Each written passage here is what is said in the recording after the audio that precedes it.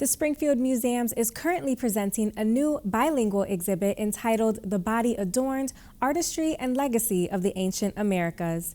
The exhibition, which is presented in English and Spanish, will be on display through February 27th at the D'Amour Museum of Fine Arts and features rare adornments and textiles made by artists working during the pre-Hispanic period. Some of the objects on display were crafted between 400 and 1500 CE and represent the ancient cultures of Colombia, Costa Rica, Panama, Peru, and Mexico. I spoke with Maggie North, curator of art at the Springfield Museums, to learn more. This is a really special exhibition because it features artworks that are on loan to the Springfield Museums from the Museum of Fine Arts Boston. So they're pieces that we wouldn't otherwise be able to share with our audiences. And the exhibition was really born out of a partnership between the Springfield Museums and the Museum of Fine Arts Boston, which is funded by Art Bridges.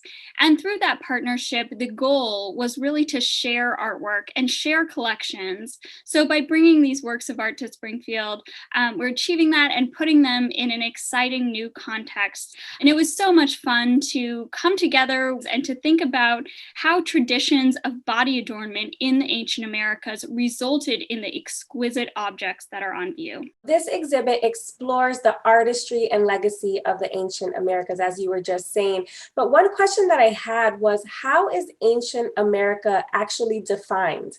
It's a great question. And I think that the term ancient Americas can be interpreted in a number of ways.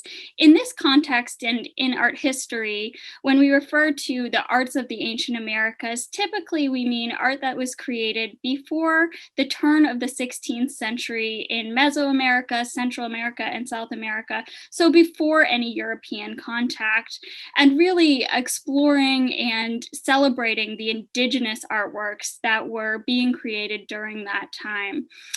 Certainly the word pre-Hispanic can also be used to define this era. And within the exhibition, visitors will find works of art that were created during this period, including nose rings, pectorals, objects that were made of textiles or fabrics that were hand woven and were incredibly valuable to the cultures who created them. So it's an exciting exploration of this time period, which is quite long chronologically. We have works that are over 1,000 years old and works that were created in the 1500s. I understand that there are 16 works of art in this exhibit. And as you were saying, they provide a glimpse into that pre-Hispanic era of the ancient Americas. What did we learn and what have we learned through these artifacts about these people that lived in those times? One of the wonderful parts of this exhibition is that we learn how these works of art were not just decorative. They weren't just jewelry as we might think of jewelry today, or clothing as we might think of clothing today. In fact, they often served a cultural or social or spiritual purpose. We know, for example, that some of the textiles that are in the exhibition, a wari hat, for example, would have been worn both in life and in death. So it may have allowed somebody to express their culture both within their daily life and in the world beyond or to the gods. And so these are really important windows into the lives of these people.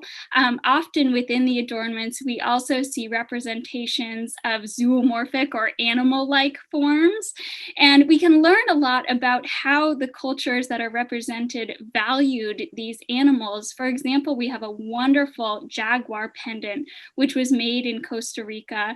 And we know that the jaguar was an incredibly important animal, thought to be an excellent hunter, a powerful and fierce animal.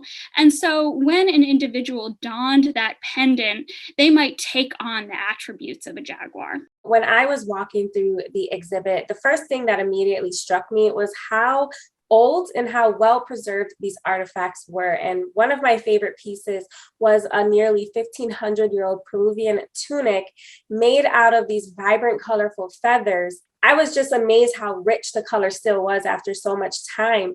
You were just talking about the jaguar, but what are some of your other favorite pieces part of this exhibit?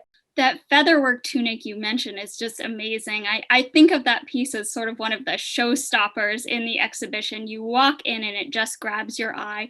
And it would have been created by really tying or weaving feathers onto plain woven cotton backing. And so it's amazing that these feathers survive. And as with so many of the pieces in the exhibition, I love thinking about how that work would have looked like on the body, how it would have shimmered in the sunlight, how it would have moved along with its wearer. One of my favorite pieces in the exhibition, I mentioned briefly earlier, is in that same gallery. It's a hat that was created between 700 and 900 CE, and it was also preserved in the arid desert climates of Peru.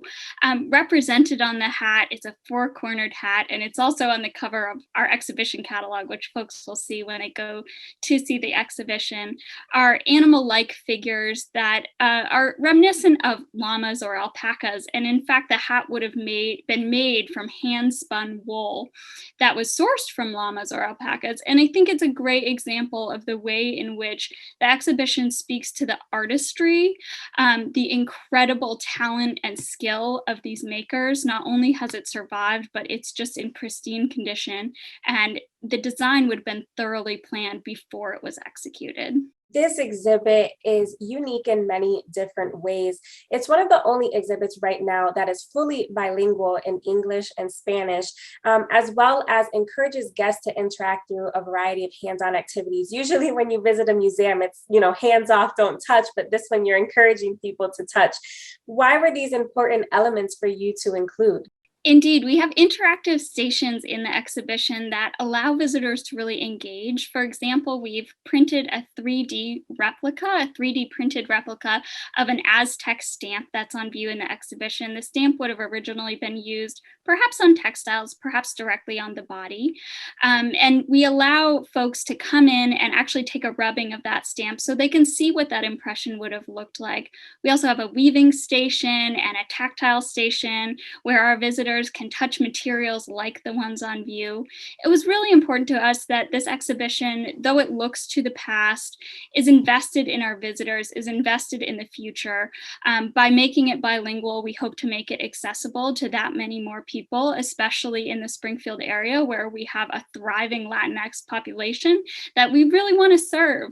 And so we're excited to bring in these elements. And one aspect of the exhibition that we haven't talked about is actually the inclusion of some modern artworks by William Spratling, who is a jewelry designer who was inspired by the artwork of Mesoamerica, especially the indigenous and ancient American works. And so with that in mind, we can explore how these works of art continue to live on, how the motifs are still being represented in the 20th century, and how they live on today, and how we can all interact with these works of art in a tactile sense, in a sensory way, and by creating this dialogue between the eras.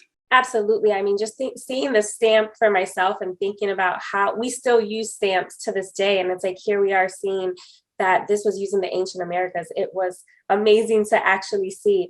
There are so many details that go into curating an exhibit, from the colors on the walls to what pieces are included to even the fonts that you use.